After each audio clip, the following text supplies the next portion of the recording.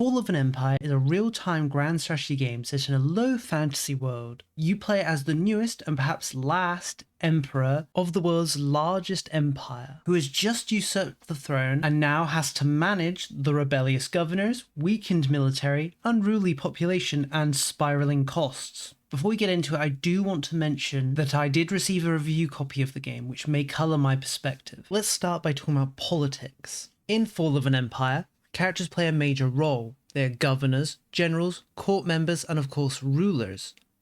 They also form political blocks or factions within the nation. The stats of these characters are also very important. Talented generals can win battles, even when outnumbered, and skilled governors can extract large amounts of income from provinces. At the same time, the religion, culture, and loyalty of a character is very important. A wrong culture, wrong religion governor will drive up unrest in the land, and a disloyal governor may even revolt and attempt to claim the throne for themselves. At the start of the game, the empire looks large and dominant, but in truth, the majority of its land is controlled by regional dukes, who rule the territories as their own fiefdoms and simply pay a small amount of tribute to the central government. The empire's army also looks large and overwhelming, but in reality the legions are split up into small stacks of around 2,000 to 3,000 men, whereas the barbarian tribes beyond the border usually have their armies walking around at around 6,000 men, meaning that the empire's armies, while larger on paper, are scattered across its realm in order to garrison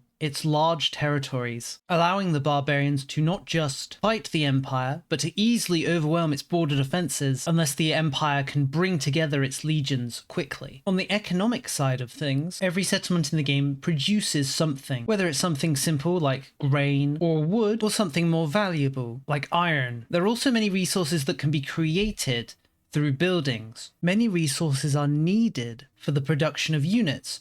So for example, in order to produce catapults, you require supplies of wood, iron, and oil. Or if you want to build catapult units, you'll instead need to pay. As you produce resources, they go into your stockpiles, which can then be used to produce things or outright sold for a large lump sum. Resources are divided into 4 groups. Food, which of course you need to feed locations or risk starvation. Raw materials, which can be processed into either strategic materials, which are usually used to produce units or buildings, and luxury goods, which usually provide simple benefits for producing them, such as increasing settlements' prosperity or increasing trade income. Of course, though, the main way you make money is through tax, the empire's capital providing the lion's share of the tax due to its large size and high population, with the local dukes then providing their own tribute based on the income of their provinces. These incomes can be affected by things such as corruption, which leads to less tax being paid by local governors, and of course war. If a province is having all its cities sieged and damaged, it's going to of course pay less tax. The main way you can interact with your economy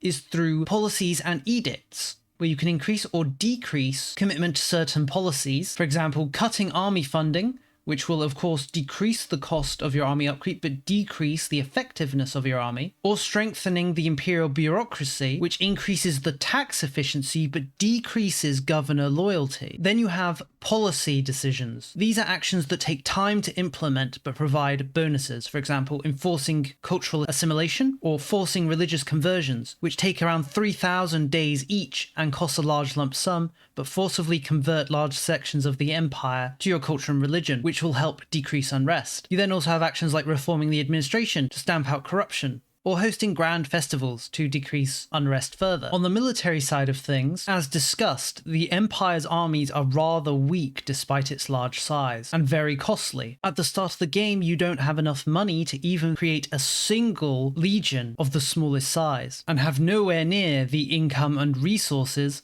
to produce larger elite legions that brought the empire to its height. You can of course create your own army formations and attempt to field your own legions, perhaps by conscripting hundreds of primitive levies just to bulk out your existing legions with massed, low-quality units. Unfortunately, I would say the combat is the weakest part of this game. Essentially, when 2 armies meet, you see a bunch of squares fighting each other. It's quite difficult to see who's winning or glean information from the square conflicts, which does make it hard to know what units excel and which ones perform poorly. On that note, let's discuss my opinion of the game now that we've actually looked at the mechanics. It's easy for me to say this is a very ambitious title, made by a solo developer who clearly has put a lot of love into the game, but at the same time, my main concern with the game is its longevity, as there is currently only one playable faction and character, the newest Emperor of the United Empire, which means you essentially have one playthrough. You start as the Empire, and once you manage to overcome its issues, all that's really left is for you to conquer the entire world. Imagine a game like Crusader Kings or Europa Universalis, which only had one playable faction. It would definitely impact the playability of the game, and I feel that here. Personally, I don't really like the idea of starting as a large empire, even if it is on its last legs. I much prefer starting as a small imperial remnant and trying to restore the empire. That's my preferred way of playing, and why I tend to play smaller nations more than larger ones. So I think that could easily turn a lot of people off. The developer has said he wants to make the various dukes of the empire playable and allow the player to vie for power and attempt to seize the imperial throne that way, and that would be a good addition, I feel. So I'm looking forward to that. I also think the game doesn't make full use of its fantasy setting, even though it is fun reading about the various religions and their frameworks and how they came to be, and they do provide different effects based on which religion characters follow. I really think the game would be a lot better if it was simply set in Europe with the real Roman Empire, or it had done something more interesting with its setting, maybe by having magic or different races. Orc Romans, anyone? As it currently stands, it's a bunch of humans in a not Roman Empire with not barbarian tribes, on a map that looks rather similar to Europe. I think different species and the presence of magic could have had a different influence on the game and helped flesh out its non-historical setting. Or simply being set in Europe with the real Roman Empire would have done a good job of attracting people who want a game where you play as the decaying and dying Roman Empire. The developer has said he wants to create a scenario where you play as Majorian, the last real Western Roman Emperor. Of course, set in Europe. But as it stands, I like to judge a game by what it is, not what it could potentially be, and I find it hard to recommend this game simply due to the one playable faction and essentially one campaign, which isn't quite as fleshed out as it could be. There could be lots of unique events, characters, and decisions to make, but there really aren't. The game does include the option of having AI generate events, but honestly, I wasn't particularly impressed by these AI generated events. They often were completely either irrelevant to what was actually happening, or they didn't accurately depict what was happening. For example, I was at war with one faction and had events about them assaulting a city on the other end of my empire, which they had no access to, which made the events largely irrelevant. With all that said, it probably sounds like I don't recommend the game, but I kind of do. I'm on the fence. It's a mixed recommendation from me. I've enjoyed playing the game a fair bit, but I do think it lacks longevity. But if that's not something that really bothers you, you just want to play a good grand strategy game and maybe don't care about the game having hundreds of hours of playthroughs, then yes, I can recommend this game pretty easily. If you're looking for something larger that can compete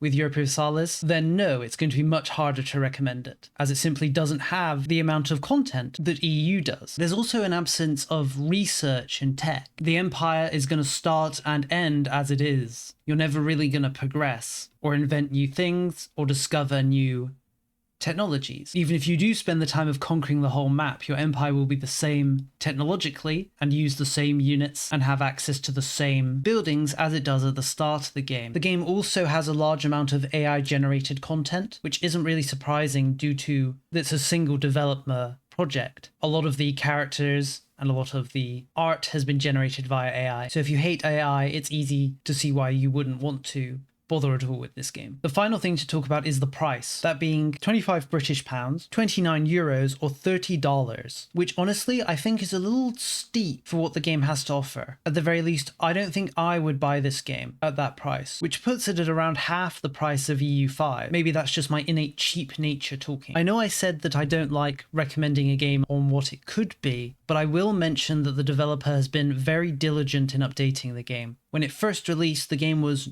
kind of unplayable, which is one of the reasons why this video is so late to come out. But since then, there have been 3 patches which have put the game into a much better state, both from a performance perspective and a gameplay perspective. So with that in mind, since the developer has shown that he doesn't plan to just abandon the game after releasing it, but is attempting to implement patches, I think there is potential for the game to expand in pretty much every direction, whether it's new content, new nations, new mechanics, and even setting up a Steam workshop so that players can create their own scenarios, something the developer said he plans to do, as well as expanding religions, something else he wishes to do, then it's easy for someone like me, for example, to be interested in how the game's going to look, not in a few years, but in a few weeks or months. But if you are curious about playing this game, you should take any potential with a grain of salt. There have been many passion projects done by one or a few developers that have fallen apart due to time constraints, burnout, or people simply moving on with their lives. And you should keep all of that in mind before you make any purchases. I'll finish up by saying I'm curious of where the game's going to go, and I'm looking forward to seeing where it ends up going. I'm particularly interested in a Majorian playable scenario and when the workshop comes online, but I'm also rather cautious about how this game's going to look in the coming months. For now though,